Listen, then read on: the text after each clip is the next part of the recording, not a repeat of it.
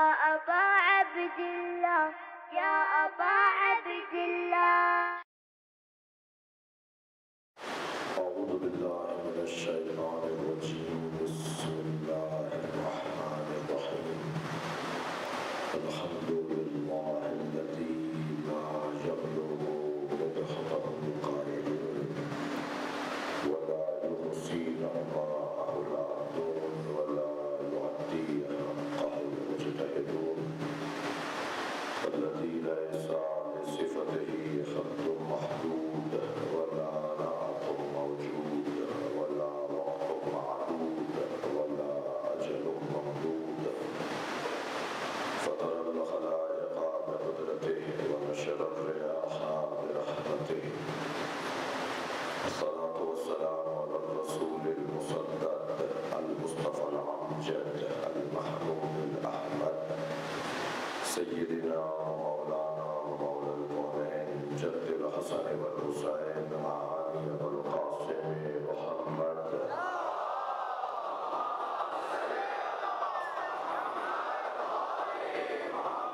وآله الطيبين الطاهرين المعصومين الذين قال الله إنما يريد الله ليذهب عنكم الرجس أهل البيت ويطهركم تطهيرا.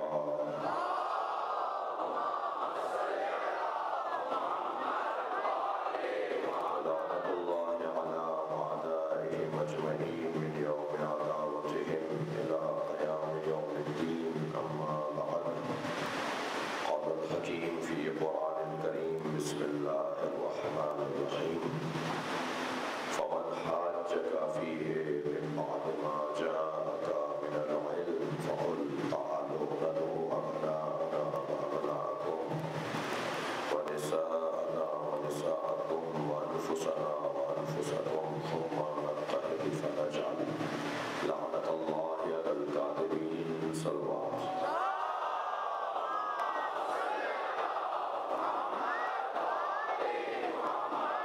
سورہ مبارکہ آل عمران کی 61ویں آیت پھر آپ کے سامنے پڑھی گئی. مجلس میں خلوص نیت کے ساتھ خضوع و خشوع کے ساتھ تشریف فرما ہے. میرے کچھ عزیز مجھے دور سے نظر آ رہے ہیں مگر جگہ تنگ ہے. عزیز سے مراد قومی شخصیات آگے بلا لیتا ہوں جگہ میں. آپ سب کے لیے دعا ہوں بلند تر صلوات.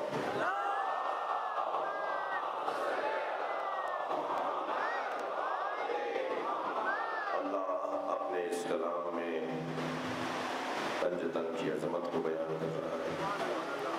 فمن حاجک فیہ من بعد ما جاءک من العلم. علم آ جانے کے بعد جو بحث کرے پھر اس سے کہہ دیجئے کہ ہم اپنے بیٹوں کو لاتے ہیں، تم اپنے بیٹوں کو لاؤ. ہم اپنی بیٹیوں کو لاتے ہیں، تم اپنی بیٹیوں کو لاؤ. ہم اپنے جیسوں کو لاتے ہیں، تم اپنے جیسوں کو لاؤ. پھر ہم مباہلہ کریں گے اور جوتوں پر اللہ کی لعنت بھیجیں گے. تو اہل بیت کی عظمت اور اہل بیت کی فضیلت دو طرح اور دو قسموں میں تقسیم ہوتی ہے. ایک وہ فضیلت ہے جو بندوں اور مخلوق اور انسانوں پر ثابت ہے، جس فضیلت میں سب نے اس دروازے پر خود کو حاضر رکھا اور اقرار کیا، اعتراف کیا کہ اہل بیت سے زیادہ کمالات کسی کے پاس نہیں ہے. میں کہہ چکا ہوں کہ خدمات، کارنامے اور فضائل اور شخصیات کی بھی ہیں، مگر یہ طے ہے کہ اہل بیت کے برابر نہیں ہے. تو ظاہری طور پر دنیاوی اعتبار سے، سماجی اعتبار سے تمام احباب نے، تمام شخصیات نے، تمام تاریخی شخصیات نے اعتراف کیا، اقرار کیا اور اہل بیت کی عظمت کو مانا ہے. عزیزان گرامی، میں جس پہلو پر آپ کی توجہ چاہوں گا کہ یہ وہ انداز ہے جس پر بال برابر ہی صحیح کچھ کہا جا سکتا ہے کہ صاحب چاہنے والے زیادہ تھے، جبکہ ایسا نہیں ہے، تنہا تھے، چاہنے والے نہیں تھے. یعنی تنہائی اس حد پر تھی کہ زوجہ زہر دے رہی ہے. ممکن ہے تاریخ لکھ دے کہ صاحب چاہنے والے تھے، اس لیے ماحول بنا اور فضائل بیان ہوئے اور فضائل نشر ہو گئے، اور لہذا سب مان رہے کہ ان کے پاس یہ کمال تھا. یا کہا جا سکتا ہے کہ جی پیسے کا استعمال ہوا ہوگا، حکومتوں کا استعمال ہوا ہوگا. فلاں 400 کچھ ہجری میں شیعہ حکومت بنی تھی، انہوں نے روڈوں پر چوکوں پر جلوس نکلوائے اور عزاداری ایسے عام کی، اور پھر تاریخ نے یہ لکھ دیا. تو یہ ساری باتیں آیہ مباہنہ سے رد ہو جائیں گی. اگر بال برابر بھی فرض محال کو فرض کر رہے ہیں، جی محال کو فرض کر رہے ہیں کہ کوئی تاریخ میں یہ لکھ دے کہ یہ سب کچھ جو اہل بیت کی عظمت میں آج بیان کیا جاتا ہے اس کے پیچھے یہ چیزیں ہیں، تو آیہ مباہنہ نے اس کو رد کر دیا کہ اگر بندوں کے نزدیک کسی بھی سبب سے، مثلا یہ سارے سبب، کسی بھی سبب سے بندوں کے نزدیک اہل بیت کی عظمت کو ثابت اور منوایا گیا ہے، تو آیہ مباہنہ نے پکار کر بتایا کہ اللہ کے نزدیک جن کا مقام ہے وہ بھی بنجدہ نہیں ہے. صلوات پڑھے محمد و آل محمد.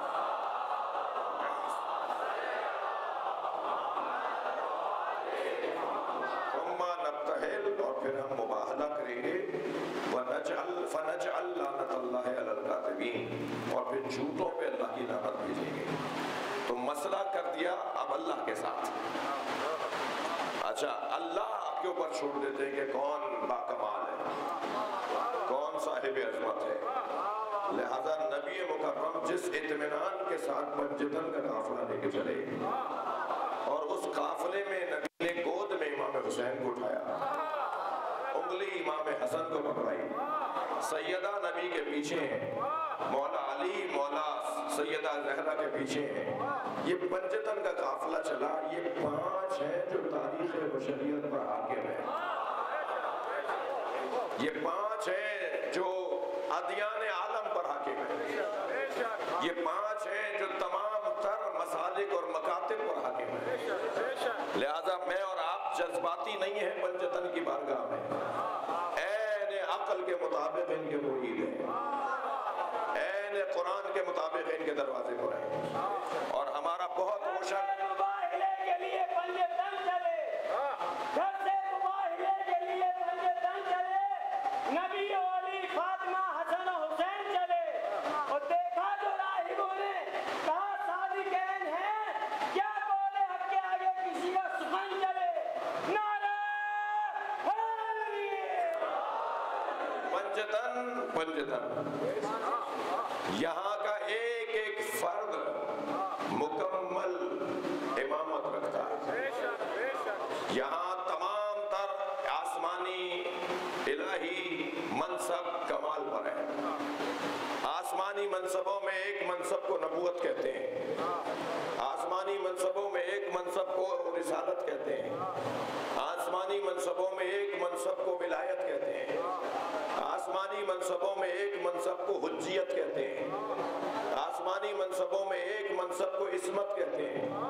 یہ سارے مناصب آسمانی پنجتن کے ہاں متفق ہیں. ان ہستیوں میں جس ہستی پر غور کرنے کا ارادہ تھا اور مزید آج اور کل کی گفتگو میں کوشش ہے، وہ امام حسن مجتبیٰ. سیرت امام حسن مجتبیٰ کے باب میں ایک عنوان فضیلت اور ایک عنوان سیرت امام مجتبیٰ یہ ہے کہ آپ اپنے موقف میں، اپنے نظریے میں، اپنے مقام پر جیسا اللہ نے انہیں فائز کیا ایسا انہوں نے ثابت کر کے دکھایا. امانت ان کے ہاتھ میں ہے جو الہی امانت ہے، لہذا وہ کرسی نہیں ہے، وہ منصب دنیا بھی نہیں ہے کہ جس کے جانے سے امام کا الہی منصب آپ کے ہاتھ سے چلا جائے۔ لہذا آپ کرسی پر نہیں بھی بیٹھے ہوں گے تو جہاں بیٹھے ہوں گے وہی صدارت ہوگی، وہی آپ کی عنوان امامت ہوگی۔ لہذا حضرت کی خدمت میں مسلسل سوالات، علم کا حصول، طالب علمان دین، طالب علمان عصری تعلیم، وہ آپ کی خدمت میں حاضر ہوتے رہے، آپ سے سوال کرتے رہے، آپ سے جواب لیتے رہے، آپ ان کے علمی پیاس کو بجھاتے رہے۔ حضرت کی خدمت میں بہت سارے دانشوروں نے جمع ہو کر حاضری دی اور مولا سے کچھ سوالات کیے، اور حضرت نے ایک واقعہ نہیں ہے یہ، میں اپنے ربط بیان کے لیے ایک واقعے کی طرف اشارہ کر رہا ہوں۔ جمع ہوئے اور آ کر کہا کہ ہم آپ سے 4 سوالات لے کر آئے ہیں، ان 4 سوالوں کے جواب ہمیں چاہیے۔ حضرت نے فرمایا اندی بحر العلم، میرے پاس سمندر علم ہے، اس سے سوال کرو، میں اپنے بابا کی طرح تمہیں جواب دوں گا۔ تو حضرت سے سوال ہوا کہ حق اور باطل کا فاصلہ کتنا ہے، حق اور باطل کا فاصلہ کیا ہے؟ حضرت نے فرمایا دوسرا سوال، کہنے لگے زمین اور آسمان کا فاصلہ کتنا ہے؟ سوال کیا، حضرت نے فرمایا تیسرا سوال، کہنے لگے مشرق اور مغرب کا فاصلہ کتنا ہے؟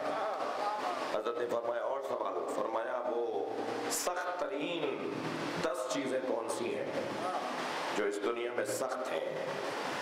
حضرت نے فرمایا اور سوال، کہ اگر آپ نے ہمیں ان کے جوابات دے دیے تو ہمارے بہت سارے سوالات کے خود ہمیں جواب مل جائیں گے۔ اب امام معصوم سے سوال ہوا ہے کہ حق و باطل کا فاصلہ کیا ہے؟ میرے مولا نے اپنی کن پٹی پر 4 انگلیاں رکھ کے فرمایا 4 انگلیوں کا فاصلہ ہے، جو حق سے دیکھو وہ حق ہے، جو کان سے سنو اس پہ اعتبار نہ کرو۔ صلوات پڑھے محمد و آل محمد۔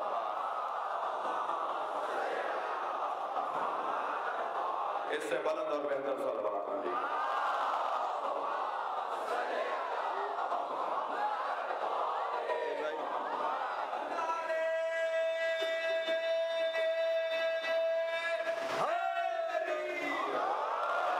مجھے لگتا ہے جیسے امام نے ہمارے زمانے کے لیے جواب دیا ہے۔ امام تو وہ ہوتا ہے جو قیامت تک کی رہنمائی کرے، ہر زمانے کے لوگوں کے لیے رہنمائی کرے۔ جو تم نے آنکھ سے دیکھا ہے اسے مانو، جو کان سے سنا ہے اس پر جب تک اعتبار نہ کرو جب تک آنکھ سے نہ دیکھ لو۔ یعنی کان سے سن لینا کافی نہیں ہے۔ عزیزان گرامی، کتنے ہی مسائل ہیں جو صرف اس بنیاد پر بگڑ رہے ہیں کہ سن لیا تھا اور اب سنا رہے ہیں۔ ناراض ہو رہے ہیں آپ اسے؟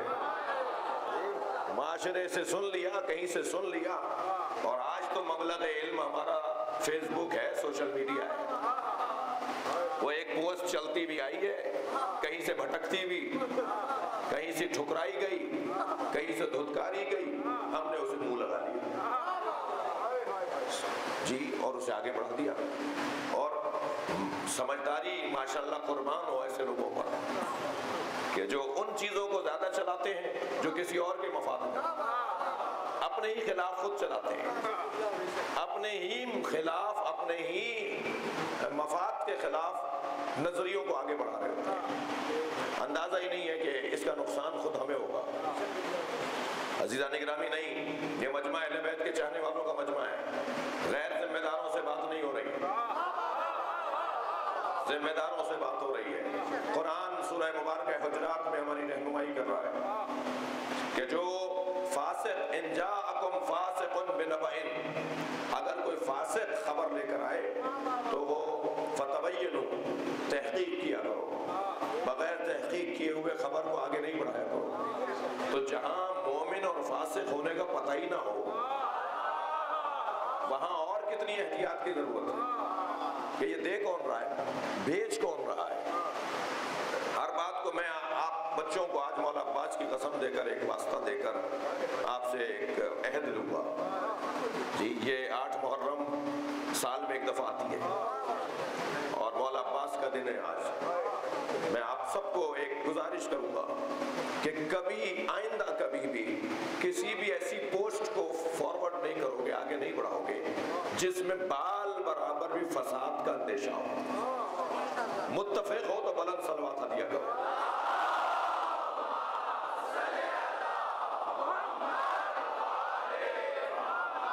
اچھا جو میری بات نہیں مان رہا میں وہ صلوات بھی نہیں پڑھ رہا.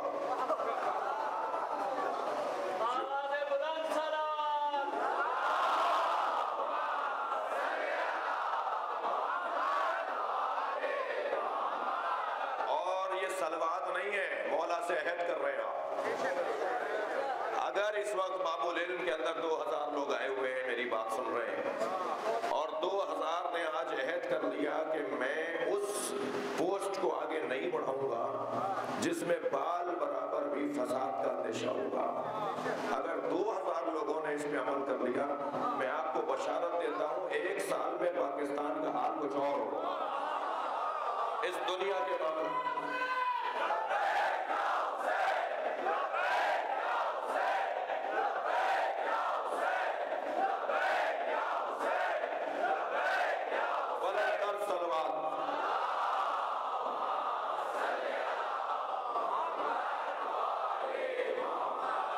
سنائی بات کو. مولا سے سوال ہوا, مولا حق اور باطل کا فاصلہ, فرمایا 4 انگلیوں کا فاصلہ ہے. آنکھ سے دیکھو تو اسے حق سمجھ کے آگے بڑھاؤ, اور کان سے سنا ہے تو اس میں تحقیق کرو. یہ حق اور باطل کا ایک چھوٹا سا کسوٹی ہے جو امام فرما رہے ہیں. مولا زمین اور آسمان کا فاصلہ, تھکے تو نہیں ہے استاد سہیل صحیح بیٹھے ہیں. زمین اور آسمان کا فاصلہ, توجہ میرے مولا فرما رہے ہیں. مولا سے سوال ہو رہا ہے, اب مولا کا جواب سنیں. ایک صلوات اور پڑھیں محمد والا. کرسی باہر نکال دو, باہر نکال دو, کرسی باہر نکال دو.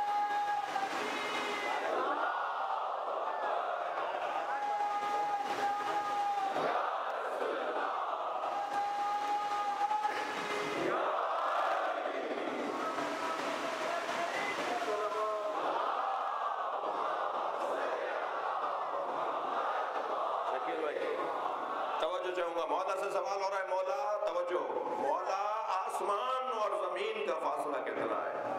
قربان جائیں علی کی اولاد پر. کیا جملے, کیا پیغام, کیا فکر کی بلندی. ان کا ذکر ہماری فکر کو بلند کرتا ہے. مولا زمین اور آسمان کا فاصلہ کیا ہے؟ فرمایا بے قدر آہ مظلوم.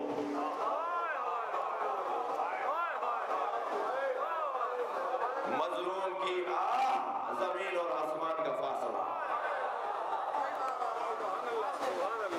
مظلوم کی آواز ظالم کے کان میں پہنچنے سے پہلے آسمان پر پہنچتی ہے. اتنا سا فاصلہ آیا زمین آسمان کا.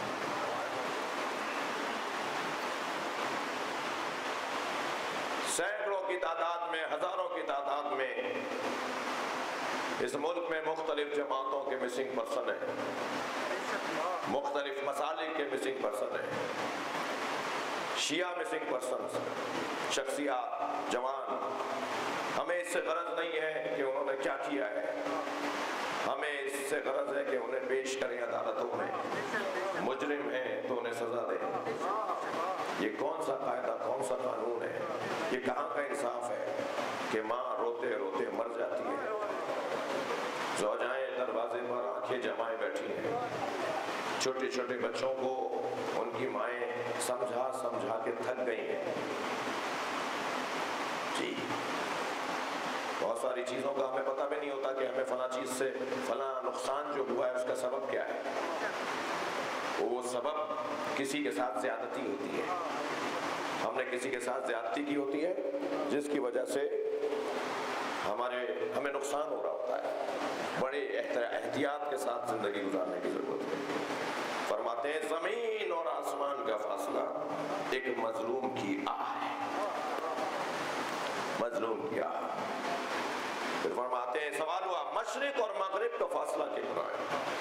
تو حضرت نے فرمایا سورج کی حرکت مشرق اور مغرب کا فاصلہ ہے جو وہ ایک دن میں طے کر لیتا ہے. یہ سورج جو حرکت کر کے ایک جگہ سے دوسری جگہ آتا ہے تو یہ ایک دن کا فاصلہ ہے مشرق اور مغرب کا فاصلہ. میرے مولا سے سوال ہوا مولا وہ 10 سخت چیزیں کیا کیا ہیں, سخت ترین چیزیں کیا کیا ہیں؟ حضرت نے فرمایا اللہ نے سخت چیزیں جو بنائی ہیں, سنگین چیزیں جو بنائی ہیں, ثقیل چیزیں جو بنائی ہیں, ہم نے سب سے سخت چیز پتھر ہے.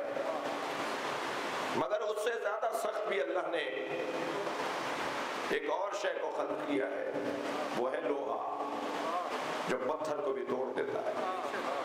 اور لوہے سے زیادہ سخت اللہ نے آگ کو بنایا ہے جو اسے بھی گھلا دیتی ہے. اور آگ سے زیادہ سخت, اب 10 چیزیں بتا رہے ہیں امام صلوات پڑھ رہا محمد.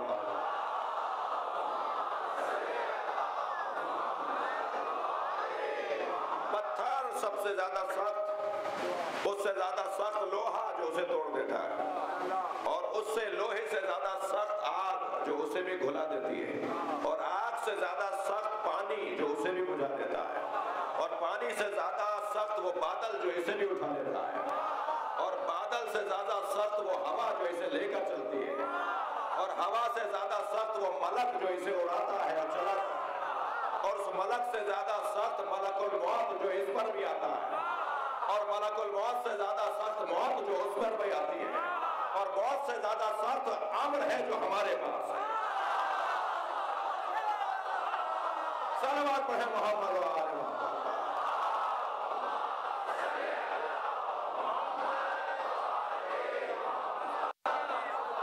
نحن اولو الامر, ہم ہی اولو الامر ہیں. اللہ نے امر اس کائنات کا ہمارے نام کیا ہے. دربار سجا ہوا ہے, امام کی کرسی لگی ہے. بھائی کل والے تو بولے نا تھوڑا, میں نے کل خطبے کا پہلا حصہ پڑھا تھا. جی عقیل بھائی کہاں ہیں؟ تو کرسی لگی ہوئی ہے امام کی, آواز دی, کچھ کہنا چاہیں گے؟ حضرت نے خطبہ ارشاد فرمایا, کل کے جملے صرف تبرکاً دہراؤں گا, ان کی مختصر شرح ہو چکی ہے. فرماتے ہیں نحنو الذریۃ من آدم, ہم آدم کی اولاد ہیں. بات ہو چکی, سب آدم کی اولاد ہیں. کسی نے بھرے دربار میں نہیں کہا ہم بھی آدم کی اولاد ہیں. حق ہے امام حسن کو کہ کہیں کہ ہم آدم کی اولاد ہیں. اولاد وہ ہوتی ہے جو آباء و اجداد پر جائے, ورنہ تو بہت سے ہوتے ہیں.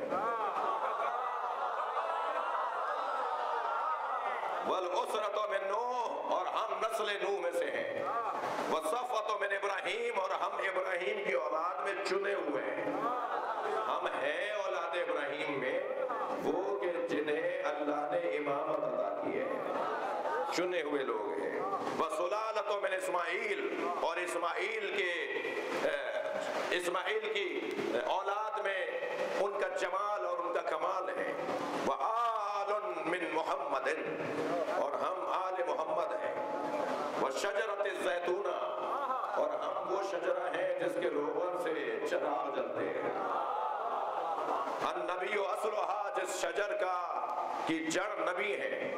ونحن فروھا, اور ہم اس درخت کی شاخیں ہیں. من تمسک بغصن من اغصانھا, جس نے شجرہ زیتونہ کی ایک شاخ کو بھی پکڑ لیا. فنجا, وہ نجات پا گیا. ومن تخلف عنہا, اور جس نے اس شاخ کی مخالفت کی جو ہم اہل بیت ہیں, تورکا الی النار, اسے دوزخ میں دھکا دے دیا جائے گا. پھر فرماتے ہیں نحن حزب اللہ الغالبون, ہم اللہ کی غالب جماعت ہیں. ہمیشہ جو غالب آنے والا گروہ ہے اور غالب آنے والی جماعت ہے وہ ہم اہل بیت ہیں. وَنَحْنُ عِطْرَةُ رَسُولِهِ الْأَقْرَبُونَ, اور ہم ہی ہیں جو رسول اکرم کی عطرت ہیں. اللہ اکبر. نَحْنُ آلُ بَيْتِهِ الطَّيِّبُونَ, ہم ہی نبی کی اہل بیت طیب ہیں. نَحْنُ أَحْدِ الثقلین الذی خلفہما جدی، ہم ہی دو بھاری چیزوں میں سے ایک ہیں جو میرے جد رسول اللہ چھوڑ کر گئے اپنی امت کے لیے، فی امتی وَنَحْنُ ثَانِي کتاب اللہ فیہ تفصیل کل شیء لا یاتیہ الباطل من بین یدیہ ولا من خلفہ، اور ہم ہی اللہ کی کتاب کا ثانی ہے جو کتاب کو سمجھنے کی صلاحیت رکھتے ہیں۔ ہم ہی ہیں کتاب کا ثانی جو نبی چھوڑ کر گئے ہیں۔ اب سنیں، فَالْمُعَوَّلُ عَلَيْنَا فِي تَفْسِيرِهِ، اور قرآن کی تفسیر کی ذمہ داری ہماری ہے۔ ہم بتائیں گے کہ قرآن کیا بول رہا ہے، ہم بتائیں گے کہ قرآن کیا بول رہا ہے، ہم بتائیں گے کہ قرآن کیا بول رہا ہے۔ متوکل کی ماں نے منت مانی کہ اگر متوکل ٹھیک ہو گیا تو کثیر صدقہ دوں گی، ٹھیک ہو گیا کثیر صدقہ دو، تو کہا کتنی چیزیں دے دیں؟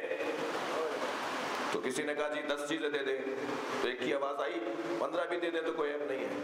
تو بس یہی اختلاف اس کو الجھانے لگا، سارے ان ملاؤں کو بلا لیا، ان مولویوں کو بلا لیا جو دربار سے وظیفہ لیتے ہیں، کہا تم بتاؤ کتنی چیزیں دے دوں؟ میری اماں منت پوری کرنا چاہتی ہیں، انہوں نے کہا جی 10 چیزیں دے دیجئے، کہا تم؟ کہلے 15 دے دیجئے، کہلے پہلے تم دلیل دو 10 کیوں، پھر تم دلیل دو کہ 15 کیوں، اب یک نہ شد 2 شد، تیسرے سے پوچھا کہ تم بتاؤ، اس نے کہا 20 دے دیجئے، کہا بتاؤ 20 کیوں؟ اب جیسے جیسے جواب آ رہا ہے اور دلدل کی طرح پھنستے جا رہے ہیں، سب سے کہنے لگا دلیل دو، 10 کیوں، 15 کیوں، 20 کیوں، کتنے دوں کہ کثیر ہو جائے؟ جب کسی سے بن نہیں پڑتی نا، جب مشکل گھڑی آتی ہے تو وہ گھر یاد آتا ہے جو مشکل حل کرنا، تو وہی سارے کے جو کاٹ کرتے تھے امام علی نقی علیہ السلام کی۔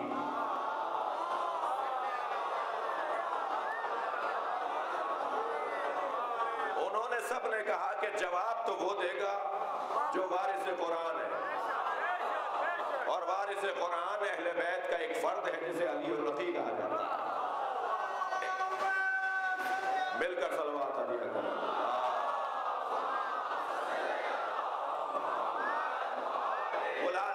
پیغام بھیجا، امام کو بلایا کہ صاحب یہ سب کہہ رہے ہیں کوئی 10 کوئی 15 کوئی 20، کیا کریں؟ حضرت نے فرمایا 80 عدد اللہ کی راہ میں صدقہ دے دو۔ تو سوال تو یہاں بھی ہوا کہ وہاں 10 کیوں تھے، وہاں 15 کیوں تھے، آپ بھی بتائیے کہ 80 کیوں؟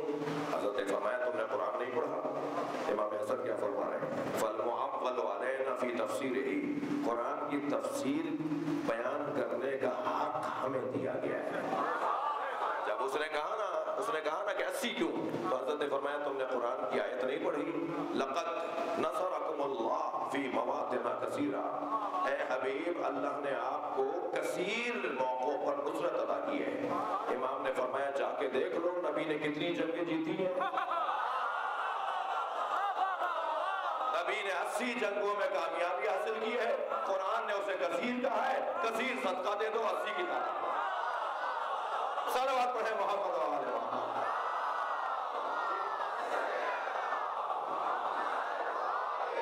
اس سے بلند اور بہتر صلوات۔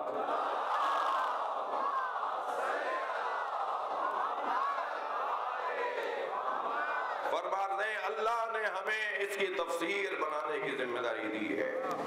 وَلَا تَظُنَّنَا تَأْوِيلَهُ بَلْ تَيَقَّنَا حَقَائِقَهُ، ہم جب اس کی تفسیر بیان کرتے ہیں تو گمان کی بنیاد پر نہیں کرتے، ہم یقین سے تفسیر بیان کرتے ہیں۔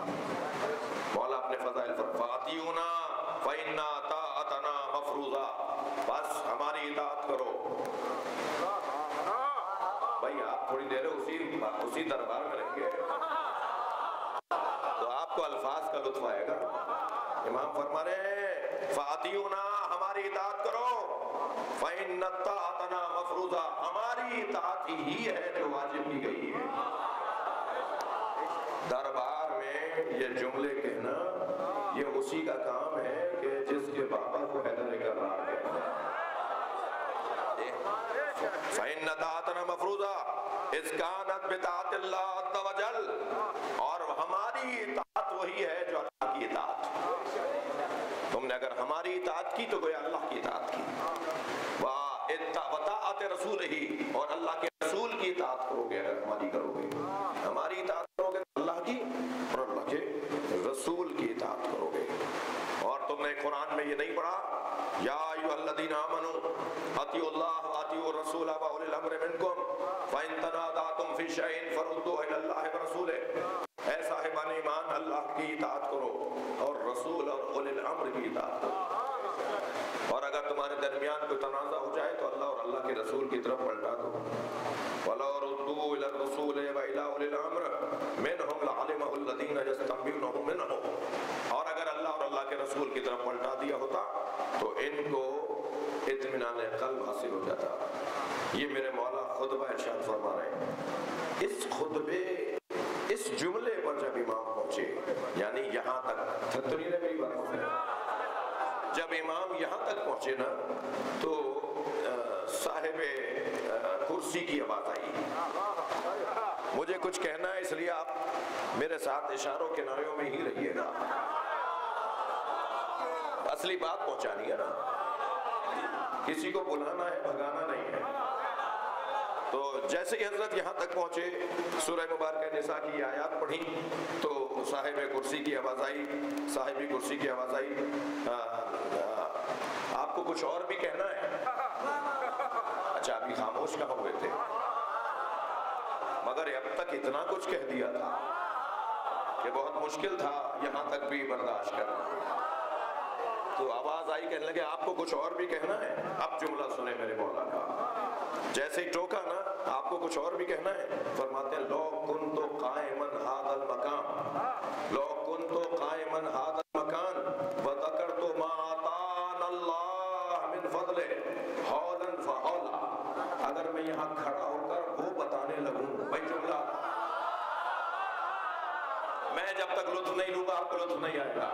فرماتے ہیں اگر میں یہاں کھڑا ہو کر وہ بتانے لگوں جو اللہ نے اپنے فضل سے ہمیں عطا کیا ہے تو سالوں کے سال لگ جائیں گے. میں سالوں خطاب کرتا رہوں گا. صلوات پڑھیں محمد وآلہ.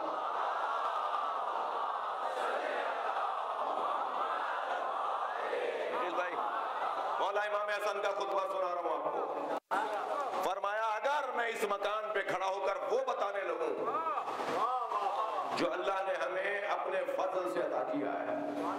کیا کیا اللہ نے اپنے فضل سے اہل بیت کو عطا؟ ام یحسدون الناس، قرآن، ام یحسدون الناس علی ما آتاہم اللہ من فضلہ. کچھ لوگ ان سے حسد کرتے ہیں جنہیں اللہ نے اپنے فضل سے عطا کیا ہے. روشن ہو گیا کربلا میں یہ کیوں ہوا؟ واضح ہے مولا علی کے ساتھ یہ سب کچھ کیوں ہوا.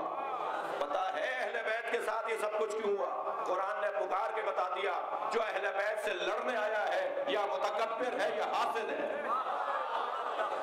ان کے پاس نہیں ہے تو آپ کے پاس بھی نہ ہو. مگر بھائی یہ کرسی نہیں ہے جو تم لے لو گے. یہ شجاعت ہے، یہ علم ہے، یہ سخاوت ہے. اللہ اکبر. یہ غیرت ہے، یہ عزت ہے جو کسی کے دینے سے دی نہیں جاتی اور کوئی لے نہیں سکتا. یہ کمالات کا مجموعہ گھرانہ.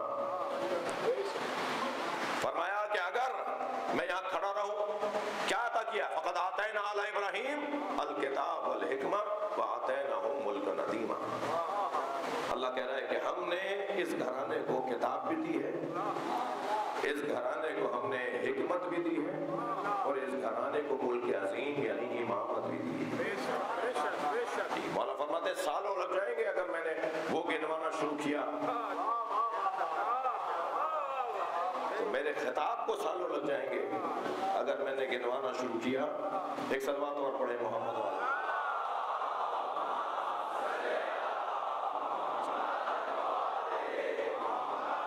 کس کا بچہ ہے یہ؟ میرے بچے بیٹھ جاؤ، میرے لال، میرے پیارے چاند بیٹھ جاؤ. ایک صلوات پڑھ دینا محمد والا.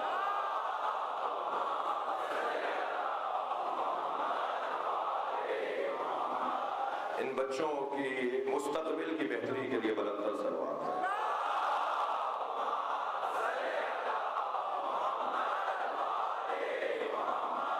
بات آگے جائے، خطبہ اور سناؤں؟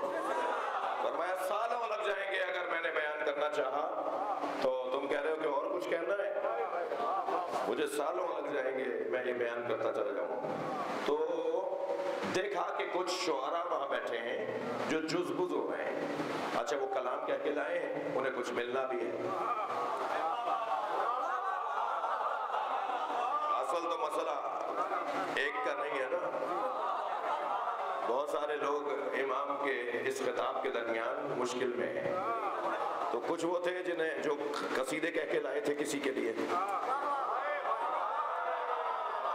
اور وہ بے چین ہو رہے تھے کہ یہ خاموش ہوں، یہ مکمل کریں خطبہ، تو ہم کوئی شعر سنائیں، ہمیں کچھ مل جائے کہ آنے دو آنے، ٹکے دو تکے۔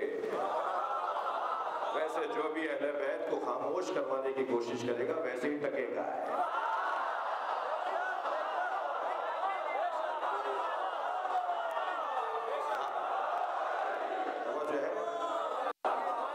تو مولا نے ان کی طرف توجہ کی تو فرمایا کیا کہہ کر لائے ہو؟ ان یختلف بالاجداد، خبردار جن کے اجداد کا پتہ نہ ہو۔ بھائی فرماتے ہیں بات کرنی ہے تو میرے بارے میں بات کرو، والا فرماتے ہیں بات کرنی ہے تو میرے بارے میں بولو، قصیدہ کہنا ہے تو ہماری شان میں کہو۔ قیامت تک آنے والے قصیدہ گو شاعروں کو امام حسن نے اجازت دی ہے، وہ شاعر ہی نہیں ہے جو اہل بیت کی شان میں قصیدہ نہ کہے۔ فرما رہے ہیں اگر کہنا ہے تو کہو وَأَنَا ابْنُ الْأَجْدَادِ الْأَمْجَادِ، میں ان کی اولاد ہوں جن کے اجداد امجاد تھے، مجید تھے، پاکیزہ تھے، میں ان کی اولاد ہوں۔ وَرَضِيَ ذَوَاتِ عِصْمَتِ السِّدَاتِ، اور جن کو اللہ نے عصمت سے نوازا۔ جملہ سنیں، ان شاعروں کو دیکھ کر امام حسن نے کیا فرمایا؟ اب یہ جو سنانے جا رہا ہوں آپ کی توجہ مزید چاہیے۔ امام نے فرمایا تعریف کرنی ہے تو میری کرو۔ لو شئت لجعلت عراقا شاما، میں اگر چاہوں تو عراق کو شام بنا دوں، بس شام عراقہ اور شام کو عراق بنا دوں۔ میں چاہوں تو سرحدیں بدل دوں، میں چاہوں تو یہاں بیٹھے بیٹھے جغرافیہ بدل دوں۔ اللہ اکبر۔ لجعلت عراق شاما و شام عراقہ، مجھے روکنے کی کوشش نہ کرو، میرا خطبہ نہ روکو۔ اگر میں چاہوں تو عراق کو شام بنا دوں، شام کو عراق بنا دوں، والرجل امرأةً، اور مرد کو عورت بنا دوں، والامرأة رجلاً، اور عورت کو مرد بنا دوں۔ جلال میں آیا ہے علی کا بیٹا۔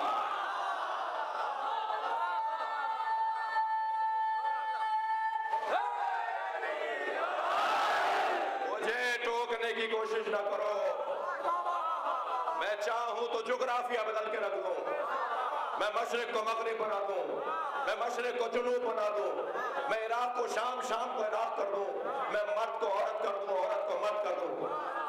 امام نے جب یہاں کہا فقال رجل، ایک شخص کھڑا ہو گیا، مصیبت آئی ہے اس کی۔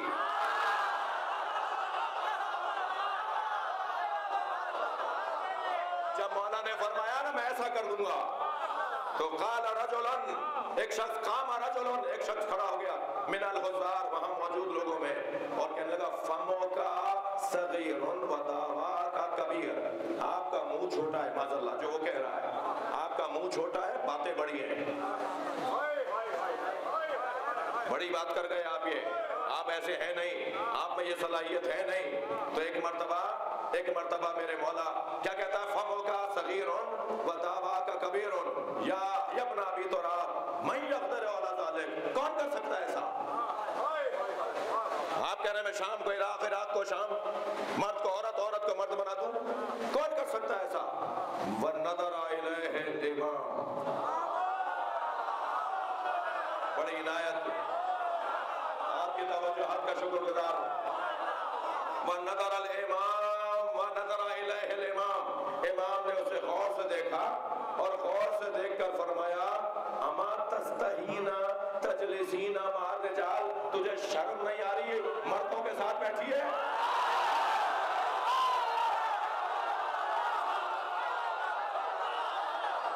صلوات رہے محمد۔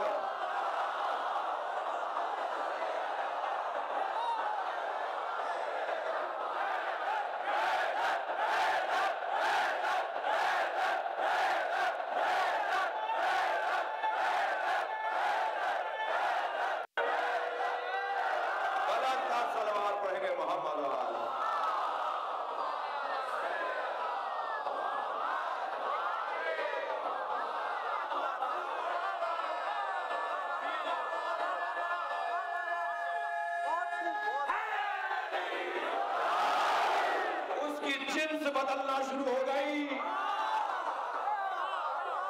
اللہ اکبر، تجھے شرم نہیں آ رہی مردوں کے ساتھ بیٹھی ہے؟ بولنے والا مرد تھا۔ اور پھر میرے مولا نے فرمایا اٹھ کے جا یہاں سے، من وراء ذالک سارا عیالوں کا رجلا وآلوں کا خنسا، تیرا شوہر عورت ہو گیا ہے، تیرے بچے خنسا ہو گئے۔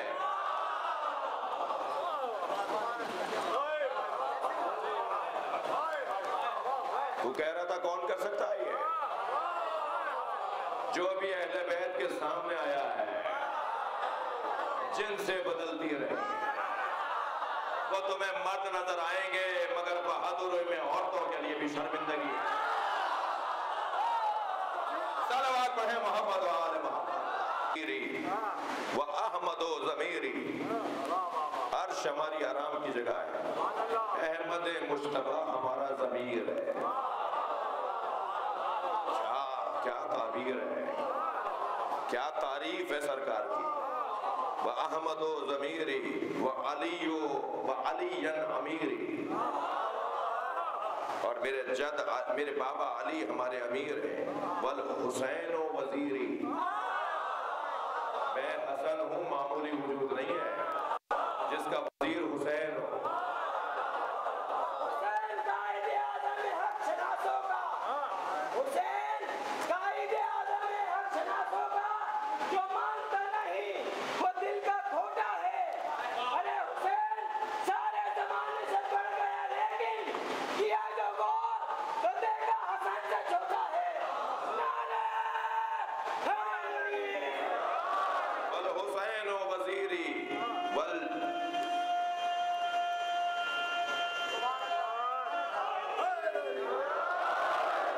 والحسین وزیری والجبرائیل فقیری۔ صلوات پڑھے عظمت اہل بیت پر۔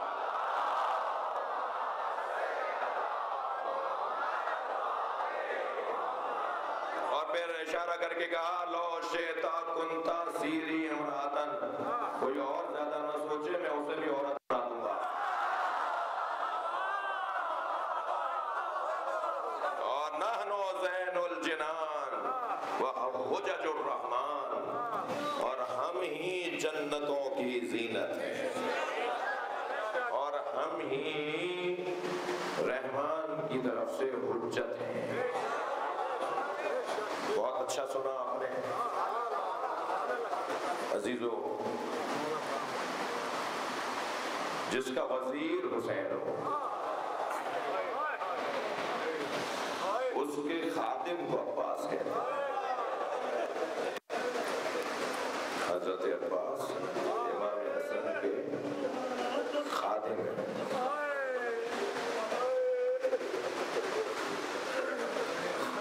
خوب خدمت کیے ہیں، ایسی نوکری کیے ہیں،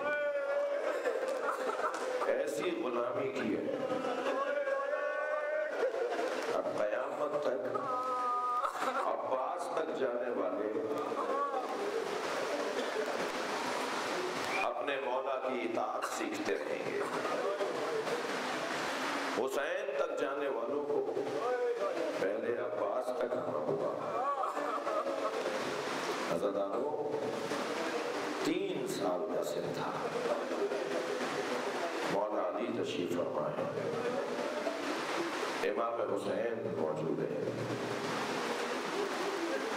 इमाम हुसैन ने जनाब कंबर को बात की, कंबर मुझे पानी पिला दो। गुलाम थे ना मौला दी के, कितनी जल्दी गए होंगे पानी लेने, सुनेंगे। कंबर पानी लेने के लिए गए, मगर उससे पहले अब्बास पानी ले आए। सिंध बहुत कम है, 3 साल के हैं हज़रत अब्बास। और वो जो कूदा उठाया है ना, वो जल्दी आने की वजह से, और जल्दी इसलिए आ रहा है कि कहीं मुझसे पहले कंबर ना ले आए। मेरे मौला हुसैन ने पानी मांगा है, और जल्दी आने की वजह से पानी छलक रहा था। तो अब्बास के बदन पर पानी के छींटे आ रहे थे। वो दौड़ते हुए जल्दी जल्दी आते हुए हजरत अब्बास को जब इमाम हुसैन ने देखा, मौला अली ने देखा, करीब आकर फौरन कहा मौला हुसैन से, आका पानी।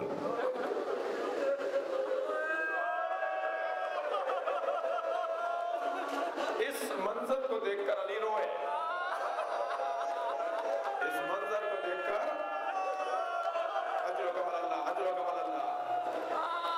आज तो मुझे ज्यादा मेहनत की जरूरत ही नहीं है। आज 8 मुहर्रम है ना, आज अगर आप और मैं नहीं रोएंगे तो फिर कब रोएंगे? अय्याम आज़ाद 8 मुहर्रम हाज़री की मजलिस है। हाज़री का मतलब एक तो न्याज होती है कि न्याज है, हाज़री है, और हाज़री का एक मतलब ही है कि मौला अब्बास आ रहे हैं। इस मजलिस में मौला अब्बास को बुलाइए, और मौला आपके गिरिए से एक सबब मौला के आने का, और जब रोते हुए बाहर वापस जाए ना, तो अल्लाह को बाबुल हवाइज का वास्ता दीजिएगा। मैं आपको मिंबर की कसम खा के कह रहा हूँ, अल्लाह इसके नाम पर सुनता है, लोगों की हाजतें पूरी होती हैं। इस मंजर को देखा मौला अली ने कि अब्बास पानी लेकर आए हैं और बदन पर पानी गिर रहा है, और हुसैन मौला को बढ़ाकेगा, मौला पानी पिए। रोने लगे मौला अली, और फिर अब्बास को गले लगाते हुए, सीने से लगाते हुए, तो वहां मौजूद असहाब से कहा, आज मेरा अब्बास हुसैन को पानी लाकर पिला रहा है। कल जब करबला में हुसैन के बच्चे मारे तो अब्बास पानी लेने जाएगा, मगर मेरा बच्चा इस पानी की खातिर मार दिया जाए। अजर कमल अल्लाह, अजर कमल अल्लाह। आपकी आवाजें बुलंद हैं। एक माँ को भी सलाम करें जिसने अपने बच्चों के लाशें नहीं देखे। हज़रदारों, सिंध और पंजाब और हम जो देहात के लोग हैं, बड़े शहरों में अगर रहते हैं, तो अगर हमारा कोई अजीज रहमत कर जाए तो सिंध और पंजाब की सकाफत और खानदानी लोगों में ऐसा होता है, अक्सर बिरादरियों में ऐसा होता है कि जनाजा अपने गाँव लेके जाते हैं। ये मजमा हो इसलिए रहा है कि जनाजा मदीने तो गया, करबला में नबी ज़ादों को, लेकिन जनाजा दफनाने भी नहीं दिया गया। एक माँ है जो रोजाना जन्नतुल बकी जाती है, अंगुश्त शहादत से 4 कब्रों के निशान बनाती है, थके नहीं जिन्हें रोना आ रहा है, और 4 कब्रों पर 4 बच्चों के नाम लिखती है और कहती है, ला तदउ उम्मुल बनीन, मुझे उम्मुल बनीन ना कहा करो। उम्मुल बनीन बेटों की माँ को कहा जाता है। मेरे वो बेटे कहाँ हैं जिनकी मैं माँ? अज़ादारों, जब खबर शहादत आई ना इमाम हुसैन की, मदीना, जब मदीने में खबर पहुंची कि हुसैन को करबला में मार दिया, तो बीबी उम्मुल बनीन बैठी थी, खड़ी हो गई, कहने लगी, मैं अब्बास को दूध नहीं बख्शूंगी। मैंने अब्बास को जवान इसलिए किया था कि हुसैन मार दिया जाए, लेकिन खबर पहुंचाई बीबी, हुसैन से पहले अब्बास के बाजू कटे, हुसैन से पहले अब्बास शहीद हुआ। तो उसके बाद बस इतना कहती थी हर आने वाले से, मुझे इतना बताओ कि کسی کے بازو نہ ہو تو وہ بلندی سے کیسے گرے گا؟ اجر و کمال اللہ، اجر و کمال اللہ۔ کسی کے بازو نہ ہو تو وہ زمین پہ کیسے گرے گا؟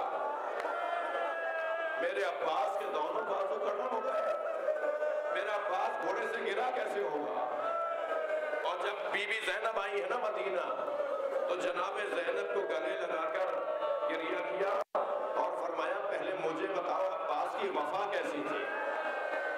میرے عباس نے کربلا میں کیا کیا؟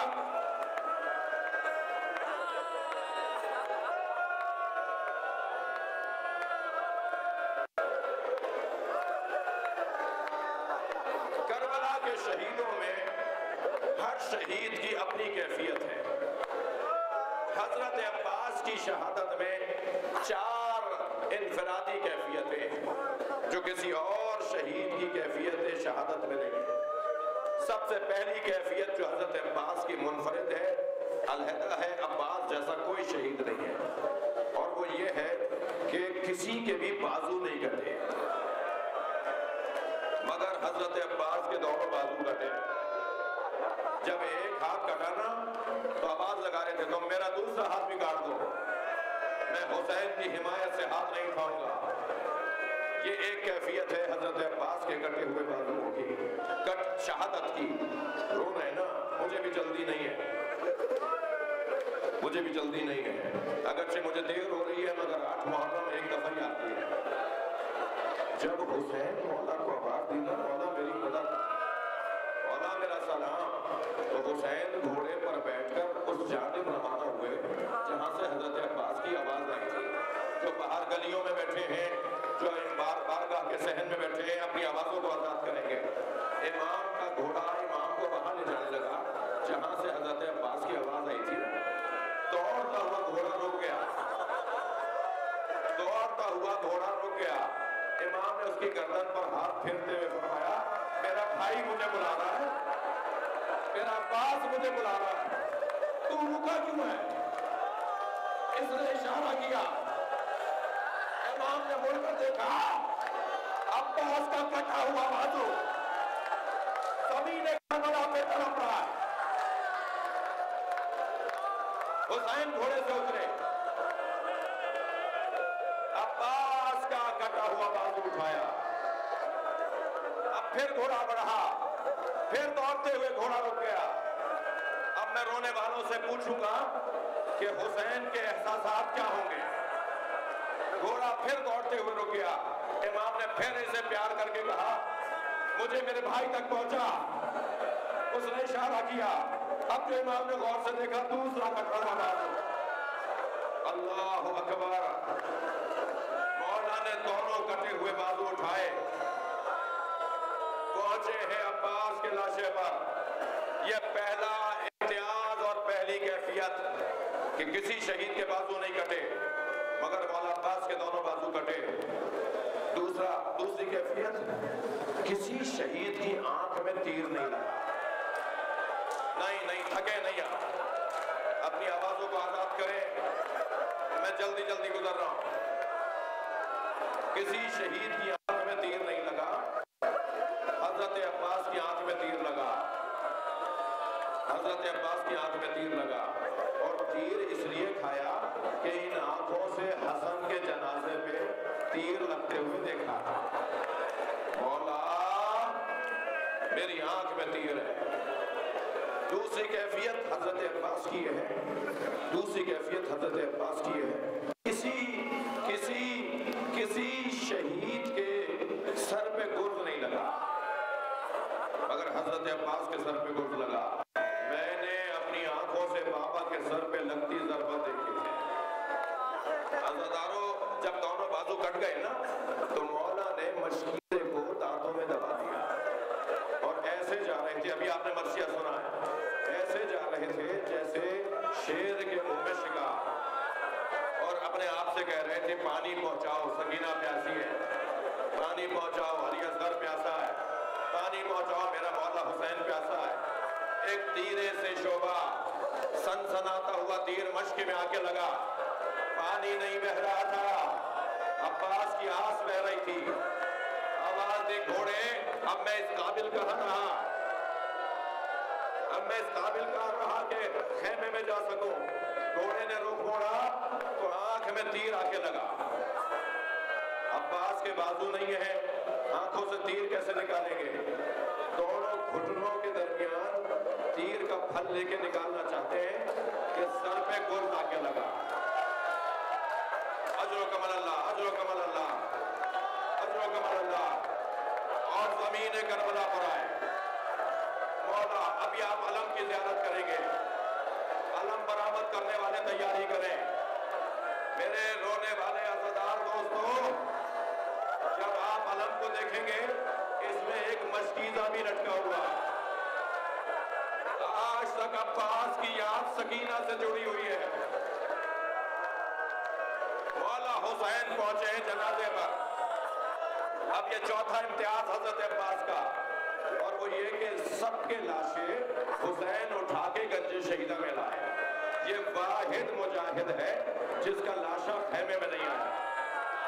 इमाम ने थके नहीं, मुझे जल्दी नहीं है, इमाम ने अब्बास मौला का सर अपनी आगोश में ले लिया, हजरत ने सर हटा दिया। इमाम ने फिर गोद में सर लिया, फिर हजरत अब्बास ने सर हटा दिया। तो इमाम ने पेशानी पर हाथ और बोसा देते हुए कहा, अब्बास तुम सर अपना हमारे अजानों से क्यों हटाते हो? तो रोते कहने लगे, मौला ये शहजादों की जगह, कहाँ गुलाम का सर, कहाँ मौला का जानो। मजलिस मुकम्मल कर रहा हूँ। अब्बास कोई आरज़ू हो तो करो। तो मौला मेरी दो वसीयतें हैं, मेरा लाशा खेमे ना ले जाइए। हाँ हाँ हाँ हाँ, इसलिए रोक दिया जिसकी कमर टूट गई। वो लाशा कैसे उठाएगा? फरमाया दूसरी वसीयत ये है कि मैं आपके चेहरे का दीदार करना चाहता हूँ। फरमाया अब्बास क्या चीज माने? फरमाया आंख में तीर लगा है, दूसरी आंख में खून है, मेरे हाथ होते तो मैं जहमत ना देता। इमाम ने अबा के दामन से आंख का खून साफ किया। मौला अब्बास ने आंख खोली, हुसैन के चेहरे का दीदार किया। मजलिस मुकम्मल हो रही है। हुसैन के चेहरे का दीदार किया। मौला ने पेशानी का बोसा लिया। अब्बास हमारी आरज़ू भी पूरी कर दो। तो मौला हुक्म करेंगे, एक मर्तबा हमें भाई कह दो। अब्बास ने हुसैन को भाई कहा, रूह परवास कर गई।